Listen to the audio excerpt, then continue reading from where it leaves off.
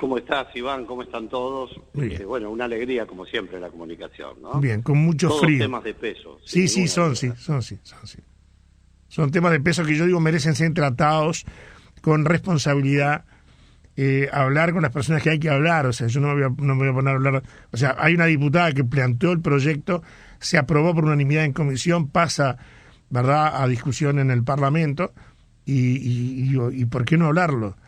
¿Por qué no encararlo? Esto pasa, ojo, pasa en adolescentes, también pasa en los adultos mayores. Los otros días lo traté el tema en Radio Oriental. Dice, por fin alguien se animó a hablar. Me pasó un oyente un mensaje. Hay que hablar de esos temas.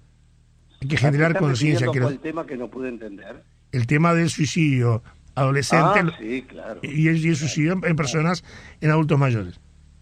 Claro, ese es un tema apasionante, dramáticamente apasionante, Sí, que incluso son esas cosas increíbles, ¿no? La medición en los organismos internacionales, me ha pasado, de los índices de desarrollo humano, tienen algunos que son factores positivos, por supuesto, ¿verdad? El ingreso per cápita, el nivel de expectativa de vida, la red de atención de salud primaria y de fondo, la interconectividad, el PBI en cuanto a la aplicación social, en fin, todos los factores que conocemos, es una lista enorme, que califica a los países en función de cómo han construido una sociedad que los pone comparativamente en rangos que tienen escalas internacionales. El mundo en realidad primero tuvo los índices que medían el desarrollo por Naciones Unidas, que era el desarrollo económico fundamentalmente.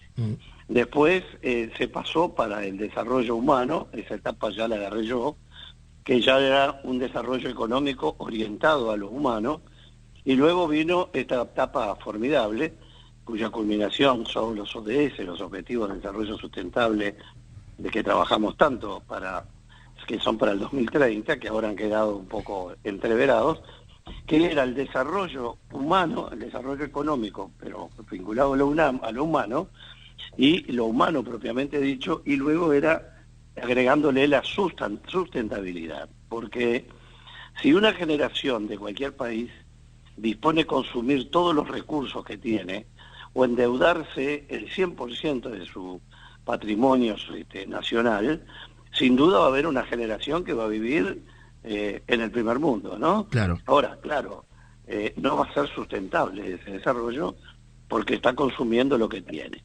Pero hasta ahí lo que es el gran capítulo conocido me refiero, más difundido, de cómo se mide el desarrollo de una sociedad, de un país, de una región. Pero hay otros factores que tienen que ver con las patologías, por ejemplo.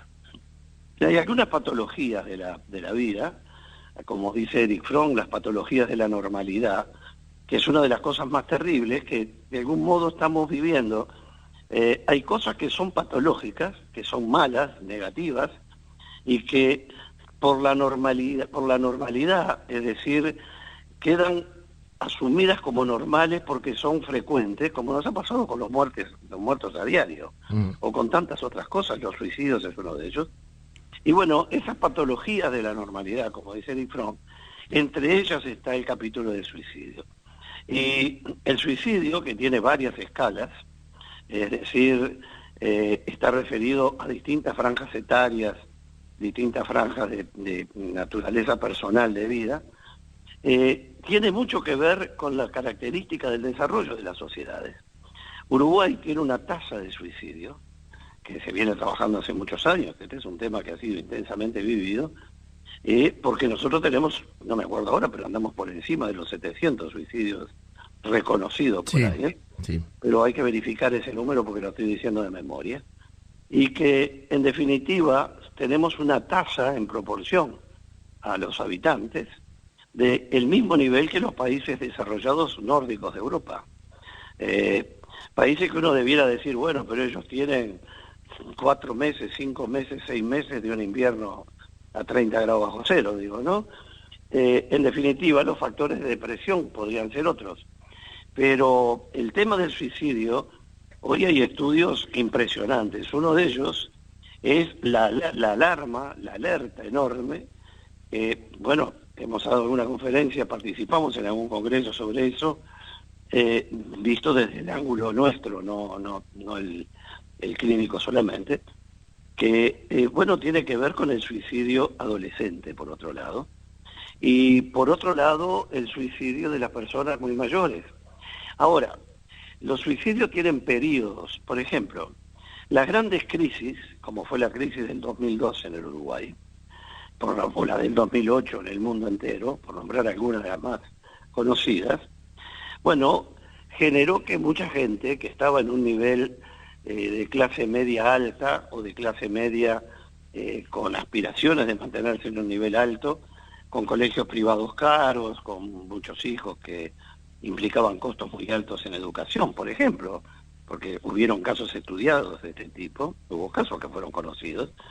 Bueno, sobre todo los hombres que tomaban conciencia que no podían sostener ese estatus y sus hijos tenían que dejar de asistir a esa élite en la que estaban viviendo y no lo pudieron superar en un pozo de depresión en que se caía, con un horizonte muy oscuro como era aquel momento, bueno, que produjo una gran cantidad de suicidios en Uruguay. Ahora, uno de los temas más apasionantes por lo preocupante, que también se ve con las neurociencias, y sobre todo con todo el tema del estrés postraumático, una cosa que la gente tiene que saber, es que hoy en el Uruguay existen psiquiatras especialistas en lo que se llama el estrés postraumático. Yo en el grupo de análisis tengo allí gente especializada en esa, con la que intercambiamos todo el tema neurociencias y todo esto, que es donde uno puede ir teniendo un barniz de la realidad con los que realmente dominan el tema, aquí o en el exterior.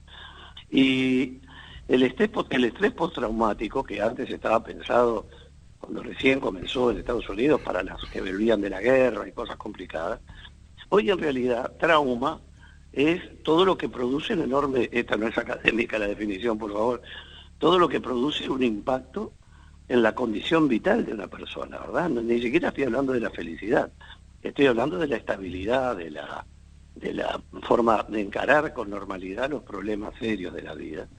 Y por eso los que estén viviendo situaciones dramáticas, que la vida siempre nos pone por delante, lamentablemente, pero la vida es así, que piensen que hoy existe en el Uruguay disponible especialistas en la especialización justamente del estrés postraumático, que es el estado en que se queda después de vivir una situación de trauma, que puede ser un trauma familiar, puede ser un trauma de ser objeto de un delito, puede ser el trauma de una enfermedad muy grave que se superó, o incluso durante el proceso, en fin.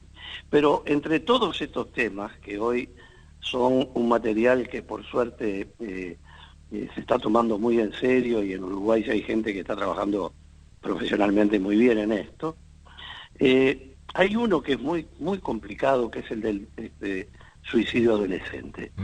Y uno de los temas del suicidio adolescente tiene un ejemplo que yo siempre pongo porque me parece que es tan vivido por todos nosotros, que cualquier persona lo ha vivido, que le sirve de referencia.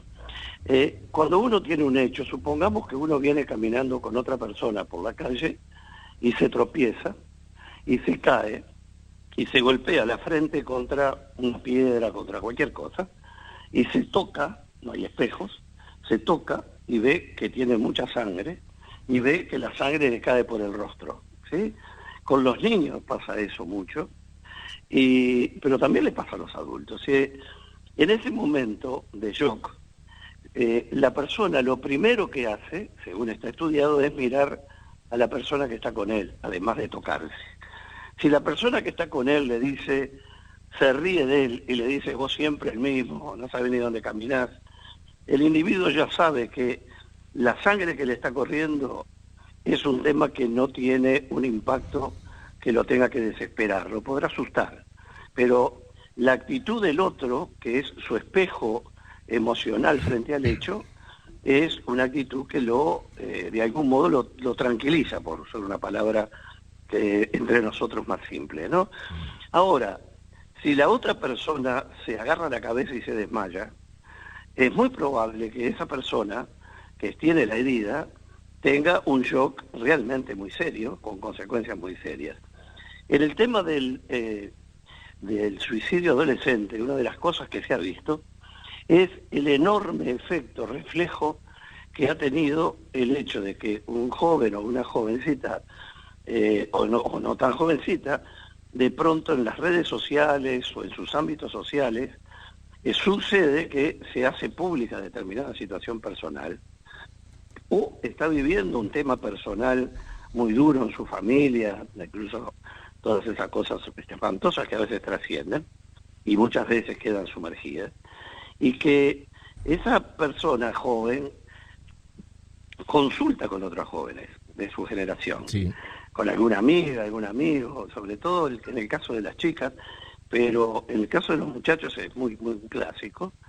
Y el otro, el que hace de espejo en este caso, ahí no es que se haya caído y tenga sangre en la cara, lo que tiene es un desgarro en el alma, le tiene un dolor profundo, una vergüenza profunda, una sensación de que el mundo se le cierra. Y si cuando consulta o comenta con el que está siendo su amigo, su referente, su amiga, la persona en la que confía, que es gente de su propia generación habitualmente, bueno, lo que le diga esa otra persona, que a veces se dice al pasar, a veces es un comentario que se hace en función de la propia vivencia que está pasando quien es consultado, que puede estar pasando por un mal momento o banaliza el tema. Bueno, justo en una respuesta seria que no tiene fundamento, bueno, le señala al otro un umbral de gravedad de lo que está viviendo que está llevando en muchos casos al suicidio, justamente porque salvo que sea el suicidio por venganza, porque la vida es así, eso está muy estudiado desde el punto de vista hasta de psicología criminal. Hay gente que mata para castigar, como estamos viendo estas barbaridades de que alguien mata a sus hijos para castigar a la pareja, Sí. las cosas que uno no podría entender, parece imposible, que ni como ejemplo podría uno entenderlo como de laboratorio, y sin embargo está pasando. Pero también hay mucha gente que se suicida pensando que ese suicidio le está dando un mensaje a determinada persona que lo defraudó o le hizo algo o él siente que o ella siente que lo afecta. Bueno, es una suerte lo de que está castigo, claro ¿verdad? es que Sí. ese tipo de suicidios, pensando en la trascendencia, normalmente, como venganza me refiero, como mensaje al otro al que quiere darle el impacto, bueno, lo que queda claro es que esos impactos duran relativamente poco. Los impactos que duran son los de la familia de entorno, ¿verdad? Cómo sienten los padres, cómo sienten los hijos, cómo sienten las esposas, cómo sienten las novias, la gente que quiere al que se suicida y que muchas veces no entiende, ¿verdad? Es decir, gente que de pronto, un muchacho con todas las condiciones, estoy pensando en un caso concreto que conozco muy bien,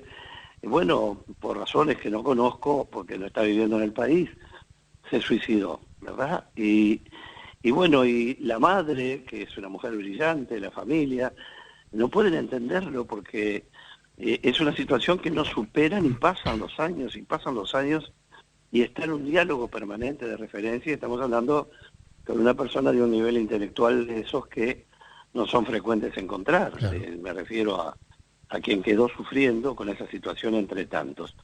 A lo que voy con esto, querido Iván, es que sin duda que son temas para tratar, no como lo estoy abordando ahora, que me gusta mucho esta costumbre que nos estamos agarrando de salir con los temas como vienen, porque lo hace coloquial y bueno, está lleno de poros lo que uno está hablando, porque estoy tratando de reconstruir lo que uno reconoce y tiene como antecedente para poder compartirlo, pero obviamente no es una conferencia preparada ni algo que uno pueda haber estudiado la noche antes para hoy respetar al público con una opinión más redondeada y mucho más profunda, con mucho material que tenemos disponible, que se puede obtener. Sí. Pero lo que sí queda claro es que Uruguay tiene un índice de suicidios muy alto, que no hay conocimiento, que además de las líneas de ayuda al suicidio, que son muy importantes, porque ni hablemos de la cantidad de suicidios tentados, por otro lado, Sí. y que se frustran.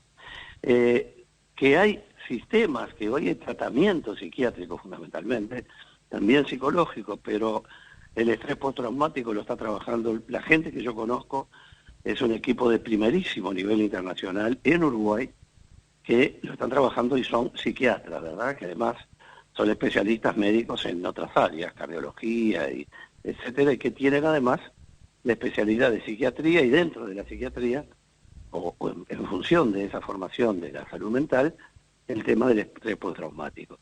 En una palabra, yo creo que todo lo que se haga esto es importante, muy importante.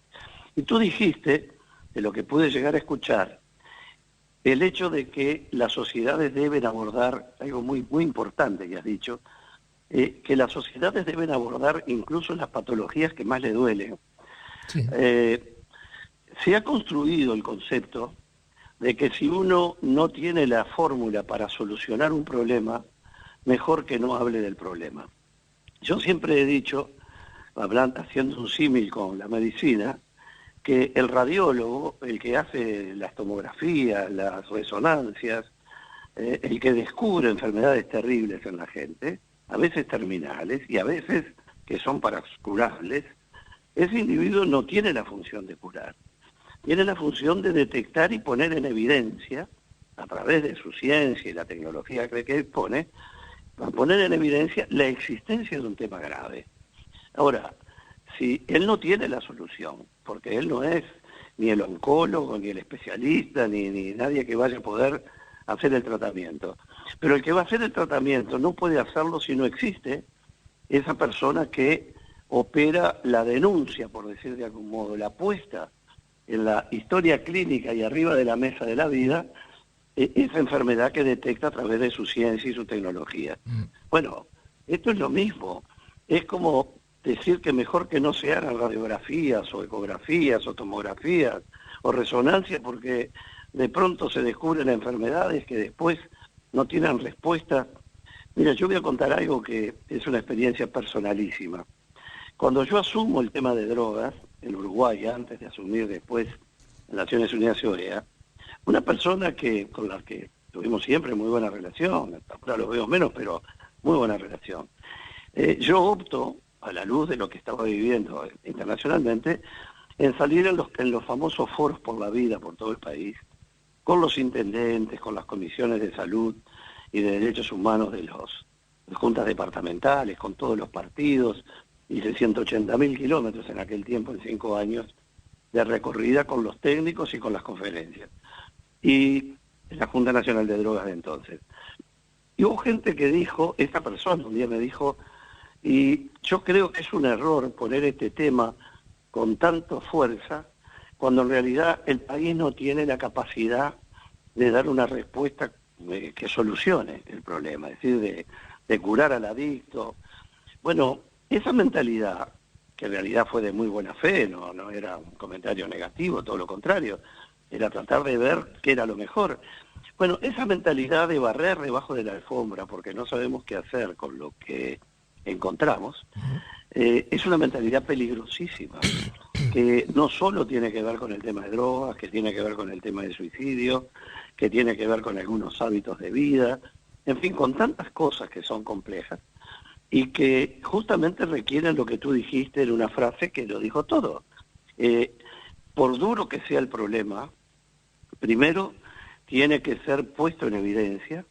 El que lo pone en evidencia tiene que tener la capacidad de comunicarlo con el cuidado necesario y con la información necesaria.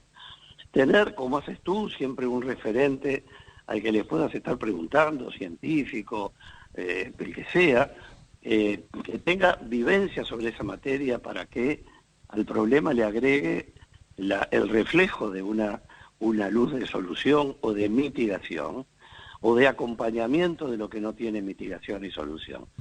En una palabra, el tema del suicidio en el mundo desarrollado sobre todo, es un tema complejísimo que están manejando sobre todo, tratando de hacer superar el trauma con información. Las leyes en esto son muy importantes. El derecho en algunos aspectos es conformador del orden social y de las soluciones de los países, pero hay otros temas que también hay que manejarlos con la comunicación y la formación, y digo más, hasta desde los primeros años de la escuela. A ver, en definitiva, ¿de qué estamos hablando, Iván? Y corto por acá porque no quiero monopolizar el uso de la palabra, pero ¿de qué estamos hablando? De que el ser humano aprenda, o aprendamos, a absorber el impacto del fracaso. Sí. Que la meritocracia de que uno crece porque hace el esfuerzo y lo obtiene porque hizo lo suficiente, y el que no porque no lo hizo, o por las razones que fueren, tiene el drama de que hay gente, que es la gran mayoría de la humanidad, que no llega, y en las propias sociedades, que no llega a otros niveles, aún esforzándose. Uno no se esfuerza, me he hecho viejo, pero aún esforzándose. Lo que quiere decir es que en la violencia doméstica, por ejemplo, cuando hicimos la ley, ¿qué quedó claro en ese grupo parlamentario con lo que lo hicimos, de gente maravillosa? Quedó claro que en realidad con la violencia doméstica lo que estaba faltando era un mecanismo para procesar la violencia doméstica, es decir, que tendiera puentes y que creara lo que pudimos poner en la ley, que fue la primera vez.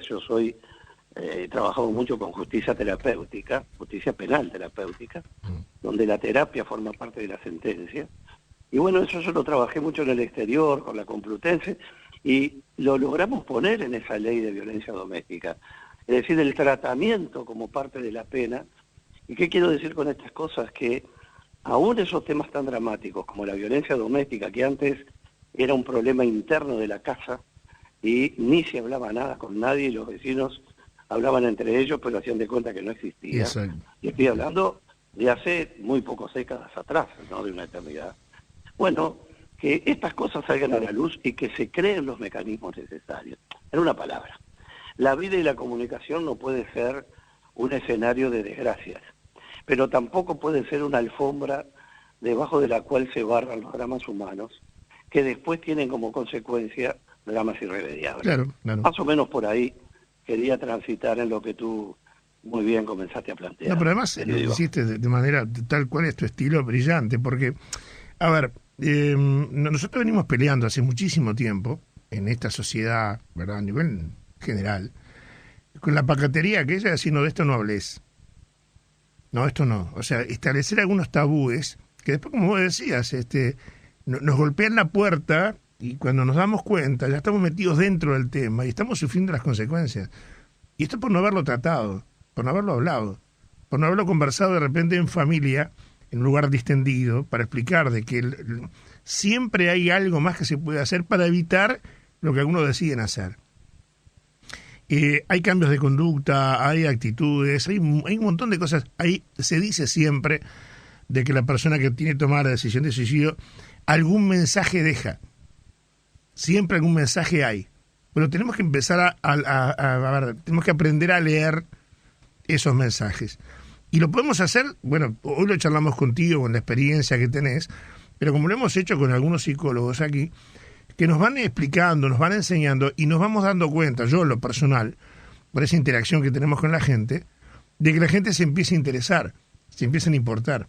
Y acá hay familias que han perdido hijos y que están, y algún caso lo conozco, yo estaba en Europa cuando me enteré de un caso que ocurrió cerca, donde yo estaba en Barcelona, y te duele porque vos decís, ¿cómo le pudo, como te pasó el caso a vos, decís, ¿cómo le pudo pasar a esta familia, una familia formada, educada, orientada y capaz de orientar a los suyos también? Y sin embargo le ocurrió. O sea, algo pasó. Entonces no podemos mirar para otro lado. Tenemos que atender lo que hay que atender. Y hay algunas cuestiones que la gente como que no se anima. Insisto, a nivel de joven y a nivel de adultos mayores, esas dos puntas tenemos que atenderla porque es un gran problema que tiene el país. Hay una película que no me acuerdo el nombre ahora, es chilena, que está en las redes, está en los cables, que trata justamente de un hogar de ancianos en Chile, donde hicieron una película que tiene ficción en parte, pero introdujeron al hogar de ancianos una cámara, un cameraman y a la vista de todo el mundo, Y bueno, y al final, con un veterano que es seleccionado en un casting, que el personaje va a verificar, ojalá me acordara el nombre de la película, va a tratar de ver cómo están cuidando a una persona de que está internada ahí, alojada ahí, contratado por una hija de esa persona que está internada, si no me acuerdo mal. Y la película termina con una frase, no termina, tiene por allí, inserta cerca del final una frase que movilizó a la sociedad chilena de tal modo que muchos hijos que tenían o familiares que tenían a sus adultos mayores, como se dice ahora, a sus viejos, en hogares de ancianos, aún de buena calidad, a los que veían poco o casi nada, bueno, que el efecto de esta película fue medido, que por un tiempo, porque lamentablemente estas cosas tienen un impacto, ¿verdad? Y luego pasan o bajan de perfil. E hizo que aumentaran enormemente las visitas a esos lugares donde están alojados los adultos mayores. Y decían ahí en esa película una frase que mucha gente que muere en esas casas, no muere por las condiciones de las casas, sino que muere por el aislamiento de una vida que llevó distinta durante su vida y que no pensaba que iba a ser así, sin estar necesariamente mal. Bueno, se mueren porque no sienten motivación para seguir viviendo. Claro.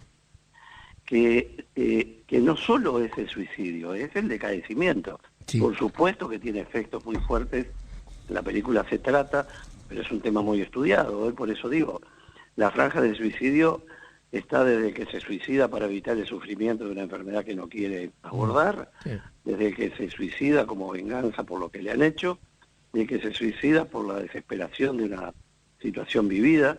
Yo la verdad que me enojo muchísimo cuando alguien se suicida. Me enojo, pero me pongo furioso realmente, porque pienso lo que no se piensa, que es dejar lo que se deja en el entorno de la familia, que no entiende nada o entiende poco, sobre todo cuando son gente que está en plena actividad y que tiene o toda una vida por delante o lo que fuera. Pero sin duda que esos mensajes son importantísimos y que el conocimiento del tema tiene que ser tratado y abordado. No se trata de que esté todo el día abordado, pero sí tratado. Hay algo que yo utilizo mucho como una semi-metáfora en las conferencias, en algunos temas, que es lo del arca de Noé. Yo creo que uno de los artes de vivir es construirse el arca de Noé, que cada uno debemos tener, a la que subimos las personas que pueden estar todo el día al lado nuestro o tenerlas como interlocutores distantes, a veces hasta en otros países, y a veces verlas muy poco. En esa arca de Noé tener la gente en la que uno tiene la mayor confianza en muchos terrenos de la vida.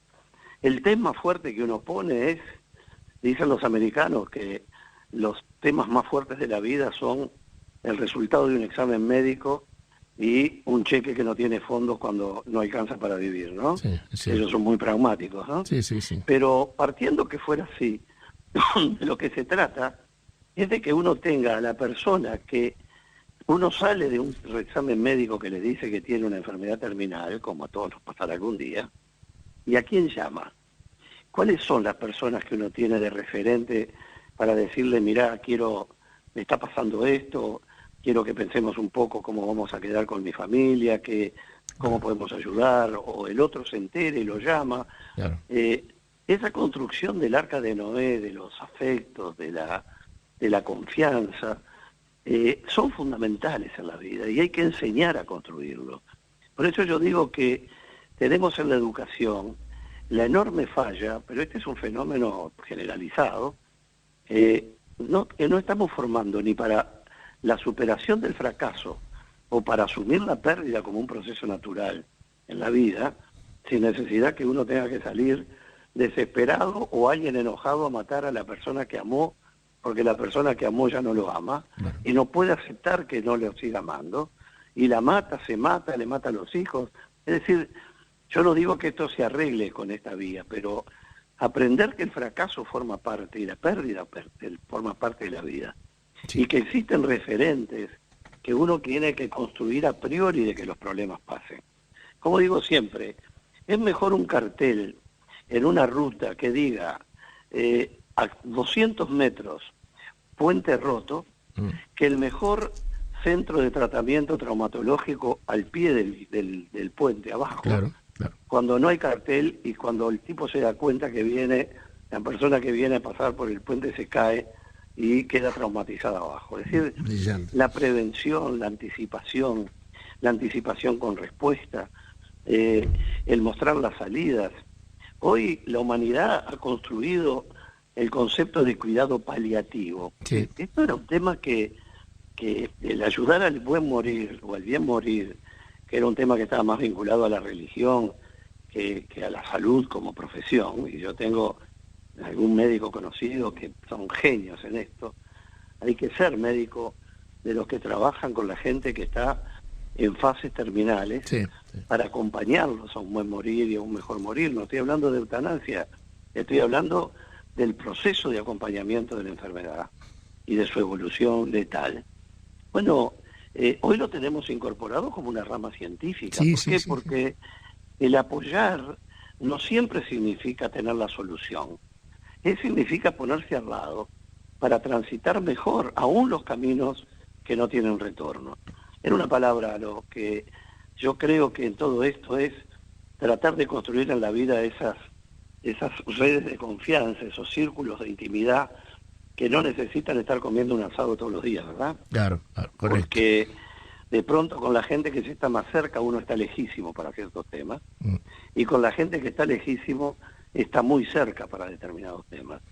En definitiva se trata de una construcción de confianza, que yo le pongo el ejemplo del Arca de Noé, porque me parece que es una forma de dramatizar un ejemplo de cómo se construye un hábitat donde uno incorpora los referentes para hacer frente a los diluvios de la vida, ¿no?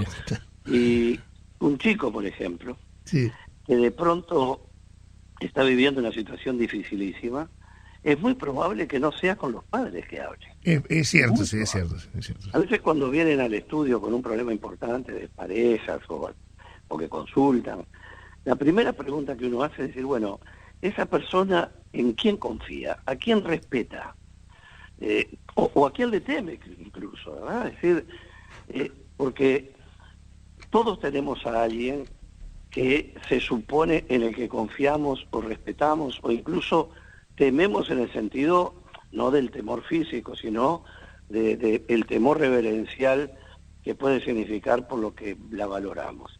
Bueno, esa gente cumple un rol fundamental en la vida y en los jóvenes es tan importante, cuando hacíamos los foros por la vida, de pronto hablábamos con los muchachos en las clases, que yo doy todavía muchas charlas en colegios, en públicos y privados, ahora no por todo esto, ¿no? Pero cuando uno saca el tema del fenómeno de cómo inciden las drogas y el alcohol en la vida de la gente, y pongo el ejemplo que de pronto un individuo que a su hijo y a su mujer los adora, y a su hijo lo considera, o a su hija la considera la clave de su vida, un día vuelve borracho a su casa y otro día también, o drogado, pero vamos a poner el ejemplo del alcohol, que tiene hasta tangos de respaldo. Y ese individuo llega y a esos seres queridos les hace la vida terrible, y tener que de pronto un niño, una niña, un jovencito, una jovencita, tener que llorar con la cabeza clavada en la almohada para no hacer ruido, para que el escándalo no sea mayor.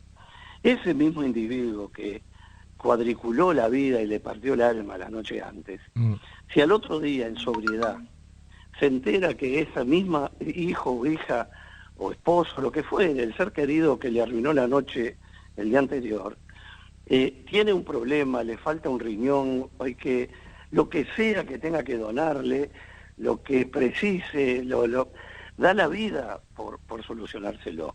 En el medio solo hay una sustancia que le altera su capacidad de querer y entender a tal nivel que termina olvidando cuál es la esencia de los amores y de los afectos de su vida. Sin llevarlo a este extremo de sustancias, sí es importante que las personas tengan la referencia para poder mantener la red de afectos y el cimiento donde apoya su vida lo más reforzado posible. Nunca va a ser perfecto, pero sería mucho más imperfecto si esos temas que no se trataran. Así que, sin conocer demasiado el proyecto que mencionas, no lo he leído. Realmente me parece muy importante y muy valiente que se aborden estos temas, y no me sorprende que lo hagas tú, que ha sido tu estilo periodístico de siempre, es decir, poner los temas sobre la mesa, enfrentarlos con claridad, con la mayor información y amplitud y con gran comunicación con la gente. Y bueno, no es casualidad, y eso no importa que seas un queridísimo amigo, pero estoy hablando con la gente, no contigo, permíteme esa licencia. Eso es que lo que permite no solo el crecimiento de un proceso, de un mecanismo de comunicación periodística que te llevas adelante en tu ciudad, en tu departamento, en tu zona de influencia, sino el éxito que estás teniendo en una radio de alcance nacional como Radio Oriental, por ejemplo, o en donde te lo propongas, o lo que estás haciendo en el periodismo escrito. ¿Por qué? Porque el principio es el mismo, es el abordar los temas con respeto, con amor, con seriedad, con espíritu constructivo y con información. Y bueno, y dejar en claro que el problema existe, pero que hay mecanismos que pueden ayudar a mitigarlo, o exigir la responsabilidad del caso. Sin duda que bueno, sí. Eso es muy importante para una sociedad, y es mucho más que la propia democracia. Son las leyes que rigen la vida y las leyes que rigen la democracia, porque democracia sin leyes que las rijan son simplemente un saludo a la bandera. Tiene que haber una estructura de sustento. Bueno, esa estructura de sustento también son las relaciones humanas, ¿no? Querido Alberto, un gran placer. Muchísimas gracias por esto, por los conceptos y por esta presencia que realmente nos ha movilizado, nos ha hecho pensar de que este es el camino, y bueno, y contando con apoyos como el tuyo y como un montón de gente que nos respalde, que nos da la opinión que tiene que ser, ¿verdad?, de la serenidad, de la experiencia, desde el recorrido. Bueno, que sirva esto, ¿verdad? Que ojalá que llegue a quien tiene que llegar, para que de repente en un lugar, una familia, una persona, haya un cambio de actitud, haya una forma distinta de poder superar, ¿verdad?, los fracasos, que hay gente que no lo consigue, sea cual sea el área, ¿verdad? Y a veces toma esta decisión. Te mando un gran abrazo. Y bueno, queríamos, te sorprendí hoy con un tema. Yo a veces me tomo esta licencia por la mitad que nos une, pero bueno, sabía de que ibas a hacer el aporte desde tu conocimiento, y te quiero felicitar por eso. Bueno, un abrazo grande, gracias como siempre, y bueno, nos estaremos viendo la semana que viene. Y ahora yo estoy hecho un fortachón porque tengo la segunda dosis de la vacuna, porque me siento, pero igual, me estoy cuidando como si no tuviera ninguna. Arriba con eso, Alberto, un abrazo grande. Como siempre, la alegría de esta comunicación. Exacto, igual para nosotros.